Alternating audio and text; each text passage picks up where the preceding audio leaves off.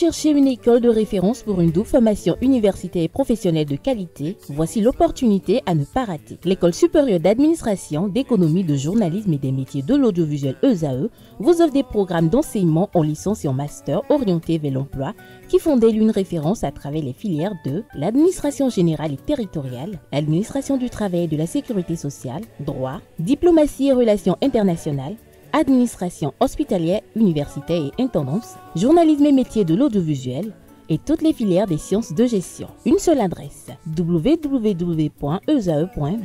Rendez-vous dès maintenant sur nos campus ESAE Bedjromende au numéro 90 93 65 21 ou au numéro 98 98 14 00. Paracourt sur le numéro 52 46 12 12. Aboumé-Calavi au numéro 52 88 44 44. Akpata au numéro 52 88 33 33. ESAE, l'excellence a un nom. L'invité matinal de ce matin, ce Free Matin, reçoit une figure bien connue de la scène publique béninoise, Ganiou Soglo, ancien ministre, ancien député et surtout fils de deux illustres personnalités qui ont marqué l'histoire démocratique du Bénin, à savoir le président Nicéphore Dieudonné Soglo et Rosine Vieira Soglo, première femme députée indépendante et fondatrice de partis politiques au Bénin. Chers amis internautes, l'actualité est brûlante. Un communiqué de presse qu'il a publié hier. Notre invité, il est là ce matin pour nous clarifier l'essence de ce communiqué. Un communiqué qui interpelle l'opinion publique nationale et internationale sur l'instrumentalisation présumée de l'image de l'ancien président Nicéphore Dieudonné Soglo dans un contexte politique tendu à l'approche des échéances de 2026. Avec l'invité qui difficilement a répondu à notre invitation, nous évoquerons également l'arrestation de Komlan Hugues Sosoupé, les liens tumultueux entre la famille Soglo et le régime actuel, ainsi que l'anniversaire de décès de Rosine Vieira Soglo, survenu il y a 4 ans déjà, mais dont la mémoire reste vive dans les consciences. Ganiou Soglo nous éclairera davantage, avant qu'on y revienne ultérieurement, sur son projet de renaissance de la Renaissance du Bénin. Ganiou Soglo, bonjour. Bonjour, Monsieur Kader. Merci d'avoir accepté l'invitation. Merci aussi d'être très matinal. Non, je vous en prie, c'est moi qui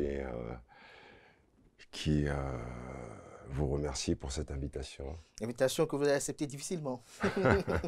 Alors, vous avez pondu un communiqué de presse hier. Oui. Cela a fait le tour de la toile.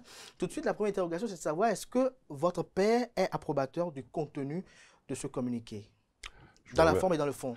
Je vous remercie, Monsieur Kader. Oui. Je crois qu'à mon âge, avec tout le respect que je dois à mon père, mon géniteur, je n'ai pas besoin d'avoir sa permission pour opiner sur sa personne, sa personnalité, quand je considère que son image est dégradée. Et donc, je vous remercie. Rappelez-vous que j'ai été reçu il y a quelques jours de cela sur ce même plateau, où j'avais opiné sur le fait que je ne tenais pas à parler de ma vie privée et celle de mes plus proches. Malheureusement, les événements me conduisent aujourd'hui sur ce même plateau pour opiner sur une situation que je trouve à la fois déplorable et détestable, qu'elle soit sur le fond et sur la forme. Je m'explique. Oui, allez-y. Depuis quelques semaines, voire quelques mois, 2 journalistes trimballent mon père, Nicéphore Dieudonné Soglo, en fauteuil roulant devant les caméras du monde entier. Ces journalistes sont quand même bien introduits dans la famille Soglo. C'est déplorable. Vous les connaissez? Dites-moi, Monsieur Kader. Oui. Pensez-vous qu'une fille aimante, un fils aimant, puisse accepter de voir leur père, ancien président de la République de notre pays, qui a un âge donné quand même aussi, trimballé en fauteuil roulant. On parle de trimballer, Ganiou Soglo. Trimballé en fauteuil roulant devant les caméras du monde entier. Je ne l'accepte pas. Et pour tout vous dire, quand on voit et qu'on connaît Nicéphore Soglo, homme de culture, qui opine régulièrement sur le massacre des Indiens, qui opine régulièrement sur la Shoah, c'est-à-dire l'Holocauste des Juifs, qui opine régulièrement sur l'esclavage et la colonisation, pensez-vous un seul instant, après le livre témoignage qu'il nous a livré il y a quelques mois, qu'il puisse faire un revirement à plus de 360 degrés et venir opiner sur les réalisations et être le chantre de ce que, aujourd'hui, nous constatons dans notre pays. Gagnou Soglo, ce qui est dit par l'ancien président de la République, Nicéphore Dieudonné Soglo, c'est un constat qui est fait. Maintenant, qu'une chapelle l'utilise à son profit... Comme je le dis, bon, comme je le dis... Qu'est-ce qui gêne? Comme je le dis, pensez-vous réellement, je vous pose la question, dites-moi, une fille aimante, un garçon aimant, je répète ma question, pensez-vous qu'ils accepteraient de voir leur père, à bientôt 94 ans, être trimballé en fauteuil roulant devant... Ça peut se comprendre, sous le poids de l'âge. Ah, donc vous me rejoignez dans ce que je vais continuer à dire. Après 94 ans, oui, nous ne souhaitons pas voir l'image de Nicéphore Dieudonné Soglo en chaise roulante devant les images du monde entier. Est-ce que c'est l'image de l'ancien président Nicéphore Dieudonné Soglo en chaise roulante qui vous dérange, ou les propos tenus par l'ancien président Nicéphore Dieudonné Soglo, ou encore même le fait que l'ancien président Nicéphore Dieudonné Soglo aille visiter des réalisations quand même de Patrice Talon? Qu'est-ce qui vous dérange entre les trois? Je vais vous répondre en vous disant ceci. En répondant à ma question. Je vais vous répondre en vous disant ceci. Je ne crois pas que Rosine Vieira Soglo aurait accepté que son époux, son prince de Huawei, soit trimballé en fauteuil roulant devant les images du monde entier. Ça vous gêne. Quoi d'autre? D'autant plus que c'est sur elle qu'on a tiré à Dantokpa. C'est sur son époux qu'on a tiré à Dantokpa. Son fils aîné est aujourd'hui en exil. C'est sur son fils cadet qu'on a tiré. Pensez-vous réellement que Rosine Soglo serait aujourd'hui heureuse de voir son époux trimballé, je le dis bien, trimballé? Monsieur Kader. En dehors de ça, oui. Monsieur Kader. Oui. Quelle gêne? Mon père est sous influence. De qui? Comment vous avez pu permettre cela? Mon père est sous influence. Mais, rappelez-vous, je vous l'ai dit sur ce plateau, ma mère m'a demandé de prendre soin de lui.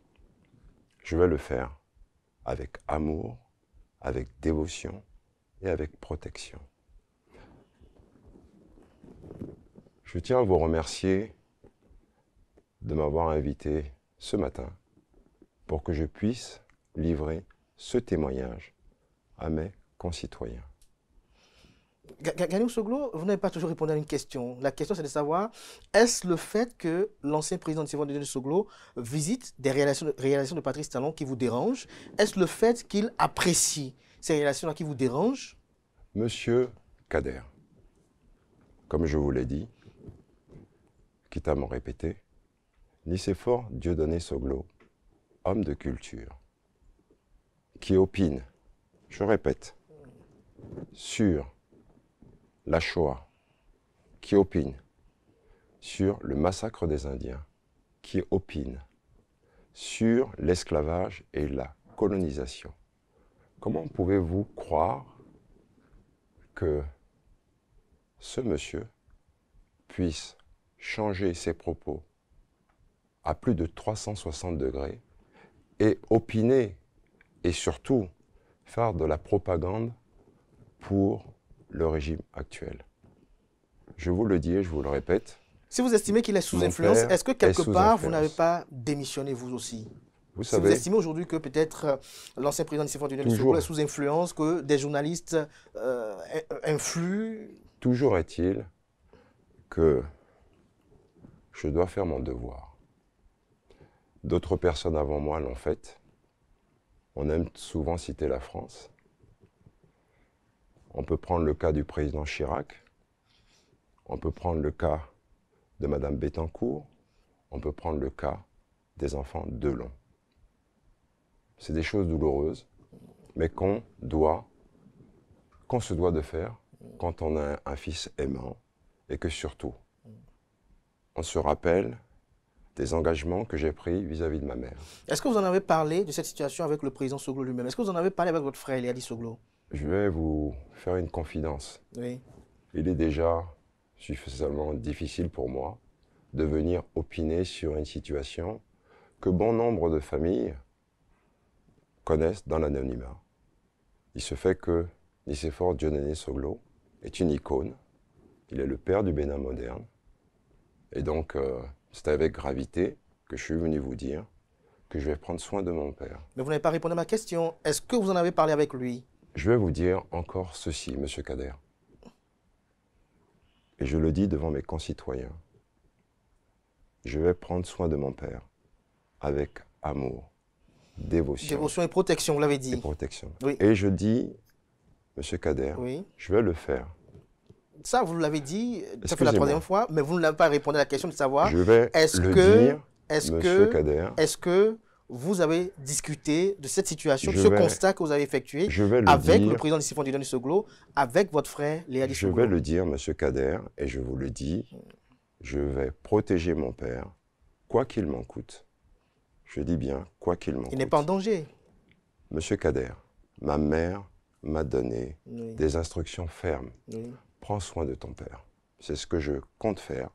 Et je vous le dis, aucun enfant aimant n'accepterait de voir, et je pèse mes mots, c'est à la fois ignoble et infamant, je pèse mes mots, de voir son père à bientôt 94 ans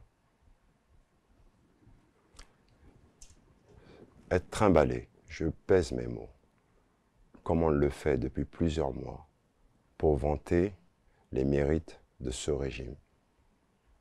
Je le dis avec gravité, c'est déplorable, c'est infamant, mais je compte y mettre un terme, quoi qu'il m'en coûte. Et je tiens à réaffirmer devant mes concitoyens qu'aucune insulte, on peut tout dire sur moi, que ce soit sur les réseaux sociaux, dans les journaux. Rien ne me déviera, je dis bien rien, de la protection que je vais apporter à mon père, ce géniteur qui m'a tant donné. Je dis bien rien. Je vous le dis avec gravité. Rien, je dis bien rien, ne me détournera de cet amour que je dois donner à mon père. Vous savez, j'ai le chapelet de ma mère ici. Il est avec moi tous les jours. Elle n'accepterait pas de voir son prince de Huawei, trimballé devant les caméras du monde entier, en fauteuil roulant. C'est infamant, c'est dégradant, et j'y mettrai un terme, quoi qu'il m'en coûte. Le reste, vous savez, oui. Monsieur Kader, oui. Même si vous n'avez pas répondu à ma question précise. Je tiens à vous dire oui. que je vous remercie. Je remercie vos téléspectateurs de m'accueillir ce matin dans vos studios. Je suis venu clarifier la position du communiqué que j'ai fait hier. Mon père va bientôt avoir 94 ans. Il est temps qu'on le laisse tranquille. On ne va pas continuellement le balader comme on le fait depuis plusieurs mois. Ces images dégradantes d'un ancien président de notre République en chaise roulante, opinant sur les réalisations du gouvernement actuel, c'est infamant. Est-ce que pour vous, lorsqu'on est opposé à un régime, on ne peut pas reconnaître que parfois il y a des actions salvatrices? Comme je vous l'ai dit, j'ai le chapelet de ma mère. Dites-moi, dans quelle famille, quelle maman accepterait de voir son époux? Là, vous répondez à ma question. Je le dis et je répète. Oui. Monsieur Kader, Oui. vous savez, quand on n'est pas en situation, comme disait Madame Rosine Vera-Soglo, on ne sait pas ce que c'est. Mais je vais vous dire, je pose la question à mes concitoyens, accepteriez-vous, suite au décès de votre maman, que 2 journalistes prennent votre père en otage, le trimballent? Est-ce que cette prise en otage n'est pas peut-être la matérialisation d'une démission aussi de vous? Je dis bien. Parce que comment cela a pu être possible, comme Gagnon je Soglo? dis, vous savez, comme nous savons, nous sommes un pays de coutumes et de traditions. Il est difficile de pouvoir exiger de la part de nos géniteurs de faire attention. D'autant plus que ce géniteur a le parcours qu'il a, ancien président de la République. Vous savez, quand il y a quelques années, je regardais la fille de Madame Bettencourt à la télévision, dans sa douleur, exprimer le souhait qu'on puisse ménager sa mère. Il s'était passé plusieurs mois. Et aujourd'hui, je me rends compte qu'elle a vécu ce que je vis, ce que sans doute d'autres personnes vivent. Il n'est pas facile, quand vous accompagnez vos parents âgés, de changer ce qu'ils désirent faire. Et donc, on les ménage, on les accompagne, mais à un moment donné, pour les protéger, on dit stop. C'est ce que je suis venu dire ce matin. Oui, justement, et cela, c'est en respect à la mémoire de votre défunte mère, qui vous a fait des recommandations de prendre soin de votre père, mais également de bien nourrir la relation avec votre frère Léadi Soglo, et beaucoup de personnes qui sont épris d'amour pour la famille Soglo s'interrogent de savoir aujourd'hui quelles sont les relations entre Gagnon et Léadi. Très bonne. Très bonne. Il n'y a pas de problème. Est-ce que vous avez parlé avant ce communiqué? C'est quelque chose qui reste entre mon frère et moi, mais je tiens à vous dire que le plus important, c'est que je suis aujourd'hui sur le territoire national. Mon frère n'étant pas là, il me revient de prendre soin de mon père.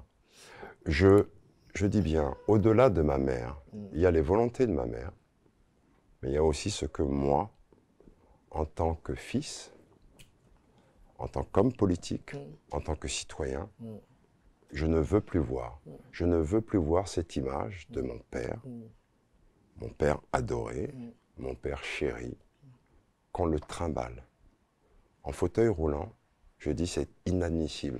Gagnon Soglo, après votre publication de ce communiqué-là, cela a replongé quand même certaines personnes dans les souvenirs de 2016, où on a vu un peu la famille soutenir différents candidats pour l'élection présidentielle de 2016. Et on sait un peu les relations entre la famille Soglo et la famille Talon. Et donc, on s'interroge de savoir, Gagnon Soglo, pourquoi il y aurait peut-être une gêne à ce que Nicéphore Dieudonné Soglo, ancien président de la République, qui va visiter par exemple le Chic, qui est quand même peut-être quelque chose de bien, qui va visiter peut-être des rénovations qui sont une poursuite de son œuvre, qu'il aille visiter, qu'il fasse des commentaires favorables peut-être, qui peuvent instrumentaliser une communication gouvernementale, que vous vous indignez de cette sorte-là. Monsieur Kader, je ne suis pas venu sur ce plateau, tout en vous remerciant, pour entrer dans un débat. Je suis venu dire... Qui lit la famille Soglo, la famille Talon? Je suis venu dire à mes concitoyens oui. que je suis indigné. 2 personnes trimballent mon père. Je considère que Nicéphore Soglo est sous influence, car il ne peut pas avoir dit tout ce qu'il a dit. Vous pensez qu'on le lui a chuchoté, c'est ça? Et faire tout ce qu'il fait aujourd'hui à plus de 360 degrés. Toute personne âgée est potentiellement faible. Mon père n'est pas faible physiquement, mais il va avoir 94 ans.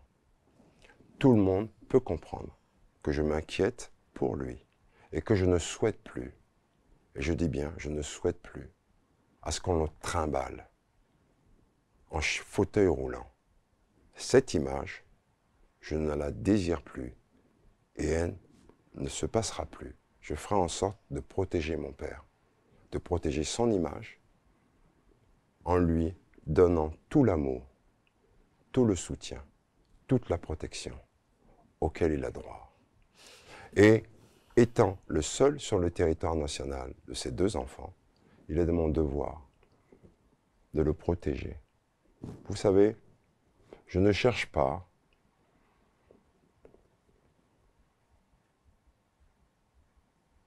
à, comment dirais-je? Gagnou Soglo? Laissez-moi finir, oui. M. Kader. Je ne cherche pas ici à vouloir parler de politique politicienne. Il s'agit de mon père. Et quand il s'agit d'un papa, je dis bien, personne ne peut se mettre à ma place. Et si certaines personnes le désirent, il faut qu'elles sachent, ce n'est pas mon problème. Je ferai ce que je dois faire en tant que fils.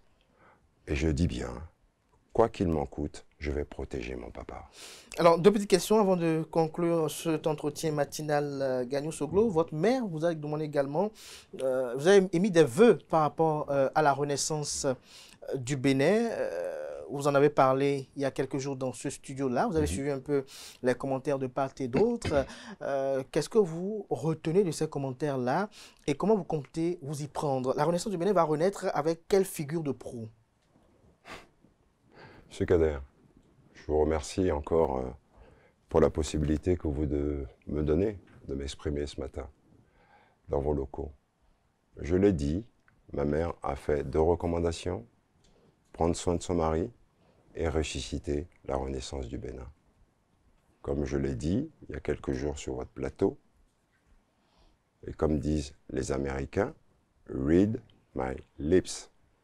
J'ai simplement dit, je prendrai le temps qu'il faudra et que ça me demandera pour ressusciter sa formation politique. C'était intéressant de savoir, Gagnou Soglo qui a été exclu même de la RB, entre-temps, que ce soit lui désormais qui décide d'être le porte-flambeau de cette renaissance du Bénin.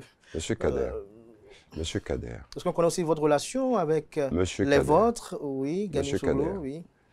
Mes compatriotes ont vu toute chose oui. de cette illustre famille Soglo. Ils m'ont vu être exclu de ma formation politique et ils m'ont vu être digne, ne rien commenter. Je ferai ce que j'ai à faire. Ce n'est pas sur un plateau qu'on commente ce qu'on doit faire, comment on va le faire et dans quel temps on va le faire. Je prendrai ce qu'il faut pour réaliser le vœu de ma mère. Maintenant, les interrogations des uns et des autres, ils ont le droit de s'interroger. Et quelles seront les figures de proue? La première figure de proue, c'est moi. La deuxième? Daouda Soglo. La deuxième, Gagnou Daouda Soglo. Et Léadi Soglo, il est où dans tout ça? Il est en exil. Et donc, vous vous en réjouissez? Pourquoi voulez-vous que je me réjouisse de l'absence de mon frère? Pourquoi vous ne le mettez pas dans le projet politique de la renaissance du Bénin? Monsieur Kader, les supputations vont aller bon train, mais elles ne vont pas me dévier de mon objectif. Vous savez, celui qui a eu, malheureusement, à combattre, alors qu'il n'a pas voulu, sa lignée, vous pensez que je m'interroge sur ce que les gens peuvent penser ou pas de moi? Je suis quelqu'un d'honnête. Je compte être digne. Je fais de la politique parce que je crois en mes convictions. Je crois que la politique, on doit la faire d'abord avec amour. Car si vous ne la faites pas avec amour, vous ne pouvez pas prétendre dire que vous allez essayer d'apporter un mieux-être à vos concitoyens. J'ai une vision pour mon pays. J'ai eu à le décliner il y a quelques jours sur ce même plateau et je continuerai à le faire.